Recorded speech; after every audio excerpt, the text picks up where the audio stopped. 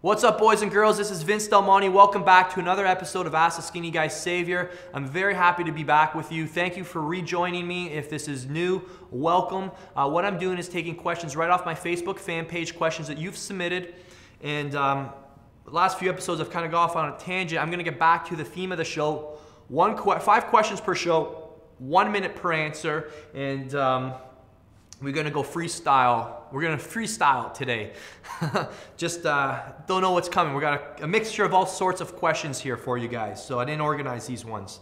So the first one comes from Jared Collins. Jared says, "Hey Vince, can you shed some light on carb protein timing throughout the day for guys looking to increase mass? Should we be eating carbs at breakfast as all the meat and nuts talk is getting confusing?" Okay, so Jared, I highly recommend first off you listen to the last episode I just posted, and I just kind of did a whole little rant on understanding the importance of what level of nutrition you're at. Do you need basic nutrition info or intermediate or advanced nutrition info?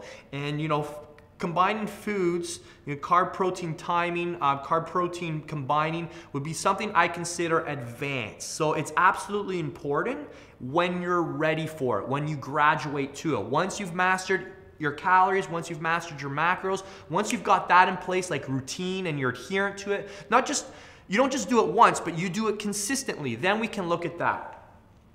Protein and carb timing, for the sake of your question, is very important post-workout. I avoid fats after my workout because I don't want to slow the digestion of the foods. I'm eating high glycemic carbs after my workout to move those nutrients into my bloodstream faster, to keep me more anabolic. So I'm doing that after my workout, and fat slows the absorption digestion of the food. So that's why we do proteins, carbs after your workout. A little bit of fat, it's not going to kill you though, so keep that in mind. All right, so the next question goes to Rune. Rune says, "I'm currently at university and I'm finding it hard getting 6 meals a day and due to studying and money. I've recently been taking a 3,000 calorie homemade shake every morning. And with everything else I'm eating, I'm consuming roughly 5,000 to 5,500 calories a day, but I'm still not gaining any considerable amount of weight. Can you give advice of an alternative way of doing this?" Rune, this is not adding up, bro. First off, what the heck are you blending up for a 3,000 calorie shake? That's insane. That's a 16-ounce steak and 6 cups of protein powder in there? That's insane. That's a massive homemade shake. I'm looking at your picture here, man, and you do not look like you even need 5,000 calories. I don't think you're eating 5,000 calories. I'm gonna call you out on that one. And if you're not growing, if you are,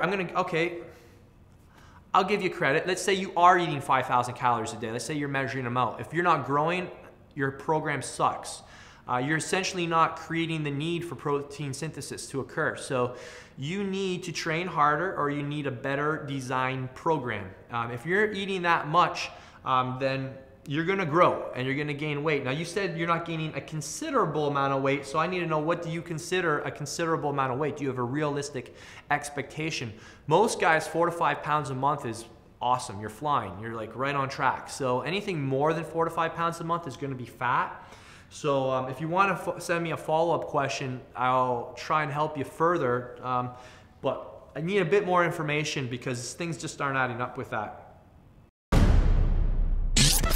Next question goes to Vishal. Vishal says, "Hey Vince, I had some knee problems in the past, mainly due to leg alignment, valgus issues that affect the patella. When training legs, are there certain exercises that should be avoided for people who don't have a normal alignment pattern? Example, lunges, bulgarian split. My routine is mostly squats, sumo squats, and Romanian deadlifts." Okay, Vishal, I said this in another episode. Again, I don't mean to be a jerk here, but I do not take injury or rehab style questions on this show. The reason for that is because it's totally irresponsible. I could send you in the wrong direction. You need to see somebody, a therapist. You need to see somebody who can actually watch you move, who can do some muscle testing on you and give you a better indication of what's actually happening. Anything for me via this channel is just going to be pure speculation, and I strongly recommend everybody watching that you do not seek out medical advice, things that have to do with joints, alignment, posture, things that require someone to actually visually see you and watch you move.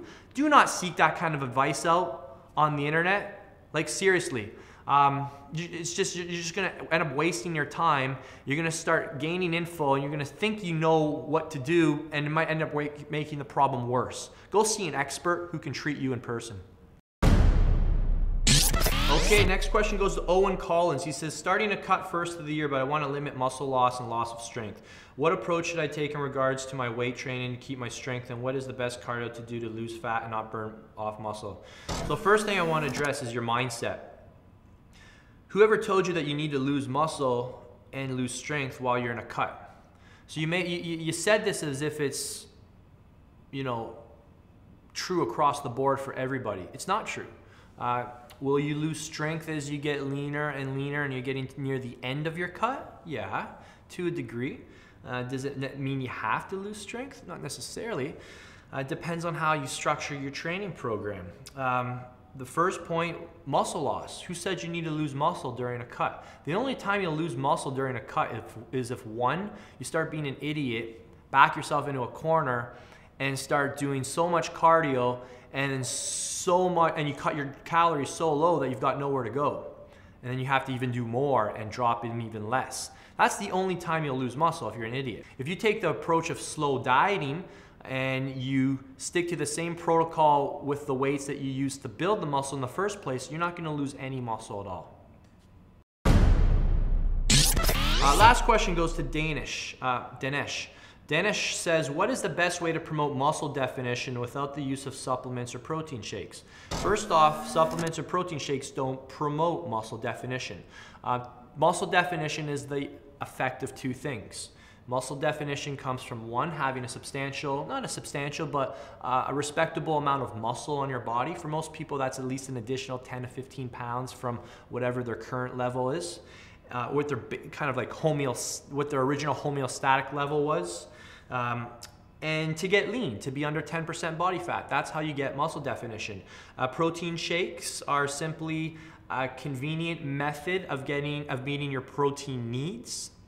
And supplements are, again, just a way to make up nutritional deficiencies. If you're not able to get all the needs from your diet, supplements can help you meet your needs.